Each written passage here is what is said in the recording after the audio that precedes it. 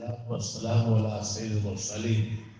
عن انس رضي الله عنه قال قال رسول الله صلى الله عليه وسلم لا يدخل الجنة من لا يأمر جار بوائقہ رواه مسلم. ہمسایوں کے حقوق اور ان کی راحت کا خیال حدیث کی روشنی میں اس کی اہمیت بیان ہو رہی ہے. صحیح مسلم شریف کی حدیث ہے. سیدنا انس رضی اللہ عنہ راوی ہیں.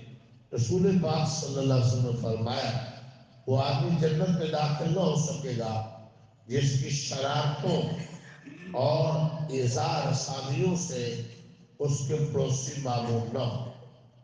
جو شرارتیں کرتا ہو، کوئی نہ کوئی نقصان پہنچاتا ہو ہمسایوں کو، وہ جنت میں نہیں جائے گا. مطلب یہ ہے کہ جس آدمی کا کردار اور رویہ ایسا ہو کہ اس کے پڑوسی اس کی شرارتوں بد اخباریوں سے خائف رہتے وہ اپنی عزت کر دے، بد کرداری کی وجہ سے اور اس کی سزا پائے بغیر جنت نہ جا سکے. مسلمان ہے، کلمے پر موت آئی تو آخرکار جنت میں جائے گا، لیکن اولاً جنت میں نہیں جائے گا اپنے جرم کی سزا بھرتے بغیر. جی ہاں، ان حدیثوں سے سمجھا جا سکتا ہے کہ رسول اللہ صلی اللہ علیہ وسلم کی تعلیم و ہدایت میں ہمسایوں کے ساتھ حسن سلوک کا کیا درجہ اور مقام.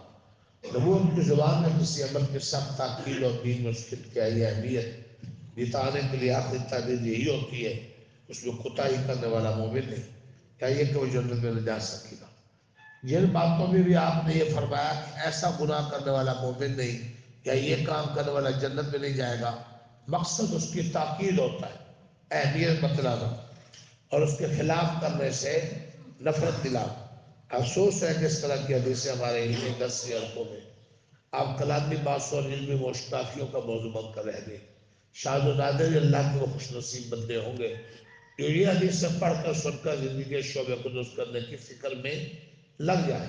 حالانکہ حضور پاک صلی اللہ علیہ وسلم کے ارشادات کا مقصد اللہ یہی ہے کہ حدیثیں پڑھنے سننے کے بعد بھی اپنے پڑوسیوں کے ساتھ برتاؤ رویہ کو بہتر خوشگوار بنانے کی فکر نہ کرنا بلا شبہ بڑی شقاوت وقتی کی نشانی ہے.